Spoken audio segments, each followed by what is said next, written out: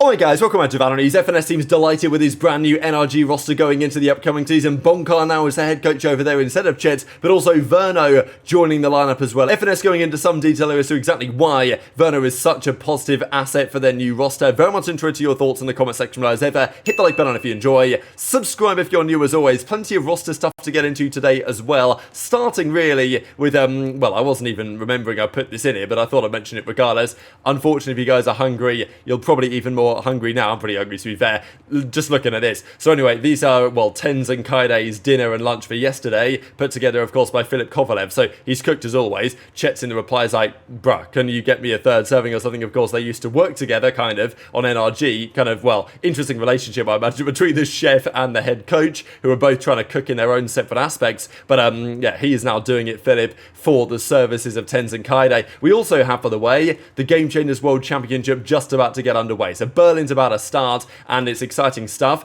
We actually have some co-streamers, of course, and if you watch these, then you can earn some exclusive titles, stuff like that. So, yeah, we know how it is. The Game Changers Champs continues, and it's going to be a long tournament, as these Riot Games VALORANT tournaments tend to always be. But, what do you guys think about the overall format? I think this is probably the right way to do it of the season, right? The fact that the season starts at the start of the year for the regular VCT. It runs through the entire year. Champs then happens. I think obviously many people are saying run Ascension before Champs, because then the Ascension team that gets to Tier 1 is confirmed, and therefore the rosters in Tier 2, Tier 1 that might look to make changes, they can target Tier 2 players that aren't still playing. So I think if I had to change the format schedule of the season, I would probably swap around the main World Championship and what happens with the Ascension tournament. But I can see why that could be a bit of a challenge logistically. And then Game Changers around about now in November, as it's been now for the last couple of years. So will SR win, G2 goes in, or will it be somebody else? Unfortunately for Falcons Vega, so Sandra's unable to attend. Visa problems again, as unfortunately sometimes is how it goes. They have to issue a competition update yesterday to say that Riot Games worked their hardest to try and secure everyone a visa, but that was not possible in Sandra's case, and therefore unfortunately, they're going to have to step out of the tournament, and Lex is going to come in instead. So, yeah, hope that works out for those parties. Obviously, it's unfortunate, but, you know, it is the reality sometimes of playing these tournaments across various countries. We did also see this from Disguised, confirming that Grumble and Juicy are gone from DSG. So, obviously, we know that DSG were effectively the Bleed Academy roster. Funny how it works out that DSG, they invest all this, you know, time and resources and effort into the VALORANT world, initially in North America with that disaster class, and then effectively as Bleed's Academy roster last season. I don't exactly know what that relationship looked like, whether they were getting money in exchange or exactly what the relationship was. Whether any of that money actually arrived into their pocket, of course, is a big question, because we know that over the last couple of months, Bleed Esports have gone through lots of drama.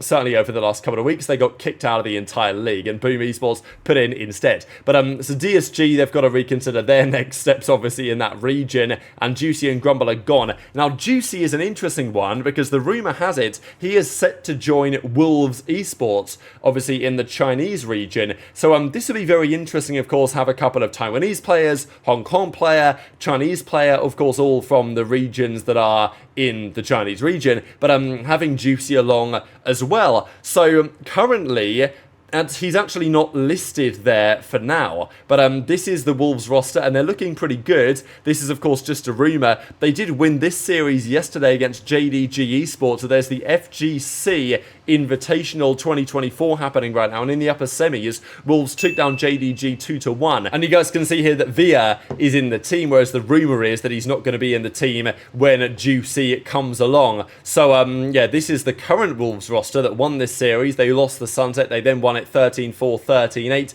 to close out the series, and they move on as well. They actually played Billy Gaming in the next round, which is coming up very, you know, well, not actually that soon. It's basically a day away from when this match starts, but we're going to see Wolves play in action there as well. So, yeah, there's other games happening right now in the losers side of the bracket, for example, as we will start to try and find out who are going to be the real top dogs from that region, right? But it's exciting. There are some decent names in this tournament, obviously, and, well, as you guys can tell here from the bottom, these are some of the the key name invited teams. DRG are here, Billy are here, FPX are here, All Gamers, Gen.G, definitely plenty of notable teams from the region, but Wolves are looking pretty interesting, it's got to be said, going into the upcoming season with the way that roster change may or may not be looking. There's also this confirmed by Crew Esports yesterday, their brand new roster. It's an interesting one. I do like that on some level they're putting, some of the gang back together here, right? The idea of Shy and Mazzino coming back alongside Kesnit, I think it's a pretty exciting possibility, right? To see what Mazzino gets up to this year, how well he can deliver. But I mean, yeah, Shy, Mazzino, Melter, Adverso, Kesnit, that's your Crew Esports roster. How competitive are they going to be? Certainly in the, Brazil, South American, Latin American region, going to be pretty fascinating to see how they get on there because, of course, Levar being forced to make a roster change because Aspas is gone, Demon 1's going over there, which is dramatic in many respects. MRBR are going to have Aspas now, but of course, still on paper, they're not going to be the best roster. And in the Americas, we just don't really know where we stand. So, yeah, Crew Esports, we know that they can be an underdog team to really look for. They've had their bad runs, they've had their good runs, and maybe this will be one or the other again. We also have, for not the game changer stuff, we do, of course, have a big tournament coming up. So 22nd, 23rd of November, I think also in Berlin. Yeah, that is going to be the Red Bull Homegrounds tournament. So Tarek's going to get his way out to that one and, of course, commentating it in person. Some big name teams there, of course, that it's going to be worth looking at. But let's talk about the Sentinel situation, certainly against NRG, right? So in the grand final, Sen played NRG, and on that occasion, it was NRG that took the win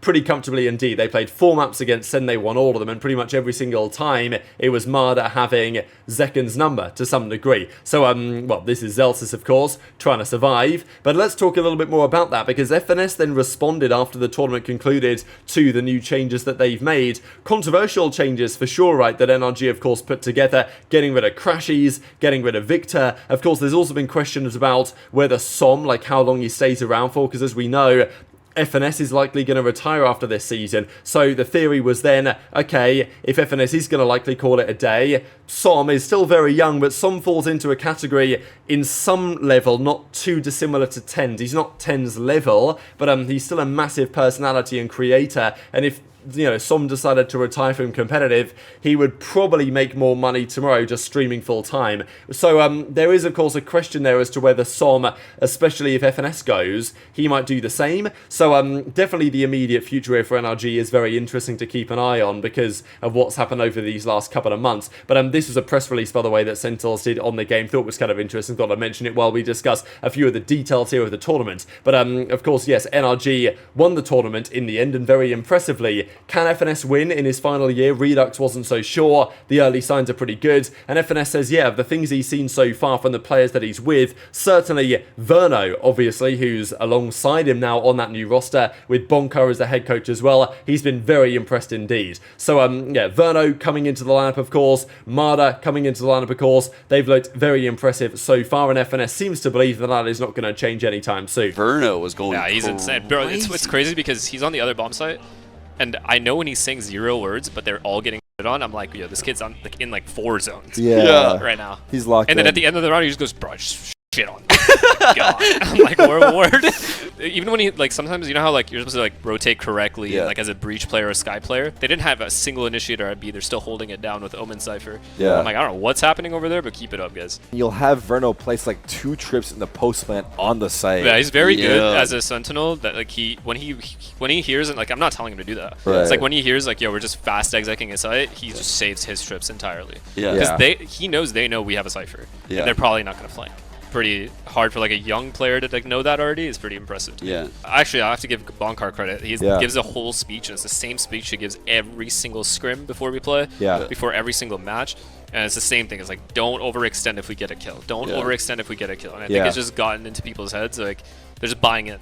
Yeah. And when you buy into the coach's system to that extent, especially for the younger players, it's always going to kind of show. Chicken nugget system going For crazy. real, actually. Of course, the question always is, can that be replicated when it comes to actually starting the official VCT? Because as Bonkar said on November the 4th, GG's, we won the LAN. 2-1 versus EG, 2-1 versus Cloud9, 2-0 Sen, 2-0 Sen on back-to-back occasions. A great start to the off-season, but as Dapper says here in the replies, of course, former Sentinels and then Oxygen Esports, the most recent season man, he says, off-season warrior. So, look, of course, they have a good, fun relationship because Dapper was with Bonka on that Oxygen Esports team the most recent season. But still, it does raise an interesting question. Is it possible for certain teams, which is certainly true, to be off-season teams, right? Like, these guys are cooking in the off-season, and then when the season actually begins, are they going to be as good? And also, the game may change between now and then as well. As we full well know, Neon may not be the same Neon now as she's going to be in January when the season is going to get underway. So that is the question for all parties ready to answer. Do you guys think NRG can maintain the level that we have seen? Because obviously we're expecting them out, I think, in Korea very shortly for a tournament, the Soup League Finals, basically in a couple of weeks' time. Just one final thing, thought was kind of funny. So Zoms, we know that he's now basically watch dealing